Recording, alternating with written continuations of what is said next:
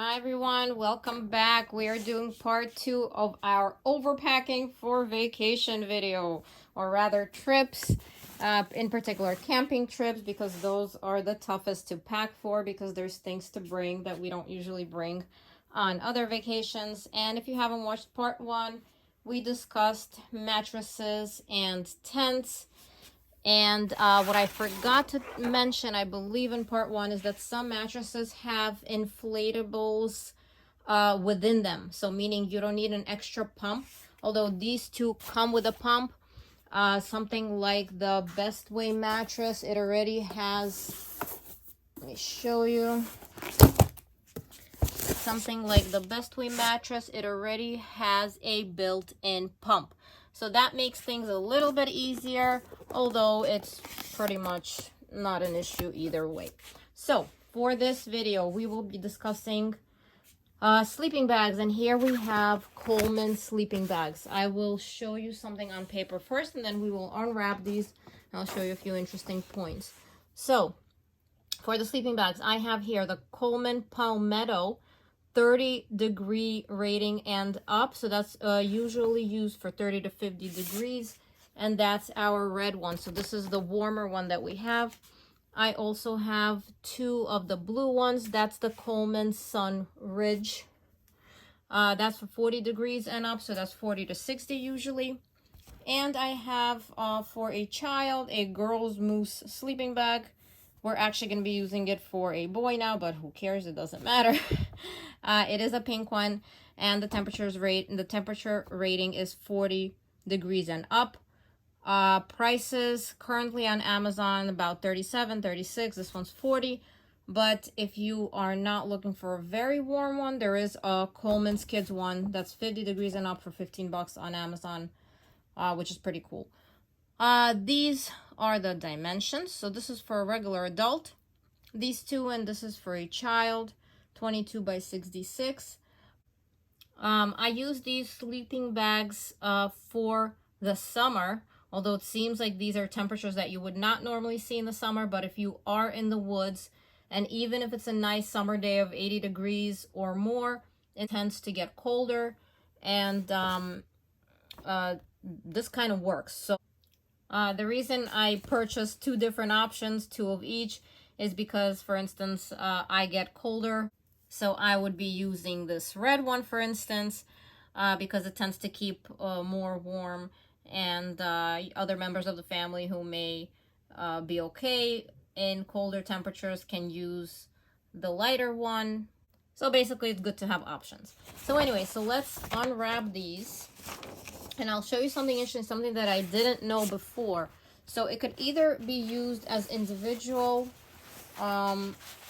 sleeping bags, so one per person, or you can combine it into a twin option. So you would unzip it and make one part be the bottom and the other sleeping bag be the top. So watch what we do.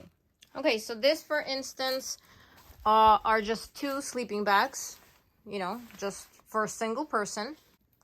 We are gonna butterfly it out, so basically have a bottom.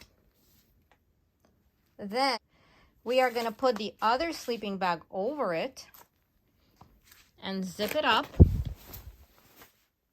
and we will have ourselves a queen sleeping bag, so both bottom and top. So that's if you're using it for a couple. It's very cozy and convenient this way. The way you would do this is it connects on the bottom. So that's the connection between the two sleeping bags. And you would just pull it through and zip everything in. Pull one side, pull the other side. And you would have yourself a double sleeper. Okay, putting things back is always a little tougher. But basically what we do is we fold the sleeping bag in half and then just roll it up, and it has little straps to get things all together, so you're able to put it inside the case.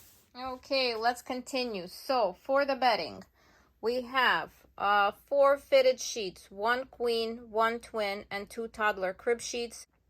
The toddler crib sheets fit those 2 toddler blow-up beds. And then we have 5 pillowcases, we have 5 pillows and we have 5 towels. So basically what I do is I take 5 sheets, and every time after every trip I wash them and I fold them. I don't put them back onto the pillows. The same goes for the sheets. I take them off, I wash them, and I keep them in one of these storage large zip bags. And I have my pillows, one in each as well. The reason I have them in these is because it's easy to compress and easy to grab along, so they don't take up too much room.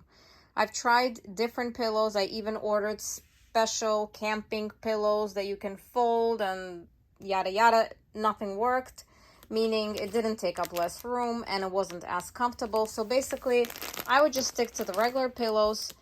I get the air out of them. I fold them in half, put them in a bag, and everything works out pretty well.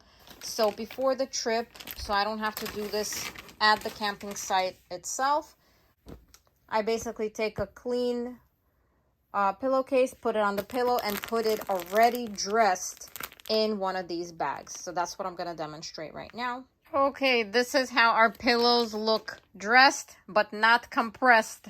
So we're going to seal them in, and I'm going to show you how much less room they take up versus the amount that they're taking up right now. The way I compress them without a vacuum is I seal almost all the way and leave a little bit of space here. Then I slowly remove the air. You can either sit on it or you can fold it. Get the air out that way.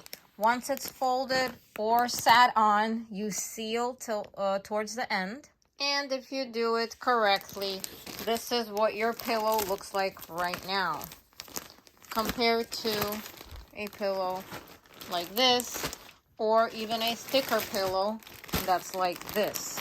I actually try to use thinner pillows for the trips, but some members of the family like it comfy. Let's continue with the rest. Okay, believe it or not, these are 5 pillows, all fitting in one bag. And also a separate bag for the bedding. And I believe we can fit this in here as well. Yes, we can. Here it is. So basically, this is how I do the bedding, including the pillows. There's just something about having your own pillow. Even if we go to a hotel, I prefer to have my own pillow to put my head on at the end of an exciting, eventful day. You may disagree, but this is something that I personally enjoy best. Okay, moving on to the towels. The same goes for the towels. So if you're going camping, obviously you need your own. If you're going to a hotel, they have their towels. However, I also enjoy having my own towel because it's something that I'm going to be putting on my face. I know that those towels are cleaned, but again, I like my own, and sometimes what they give you isn't enough, or it's very flimsy, or, you know, you use theirs, let's say, to the beach, and then you want to come home and shower, and you want to have a clean one. It's just something that makes it more homey for me, so that's always something that we take along on any trip. This is my new collection, so this is something that we are going to be using this summer. Okay? That concludes part 2 of our video. For part 3, join us. We'll be moving on to more useful packing information for your upcoming trips this summer.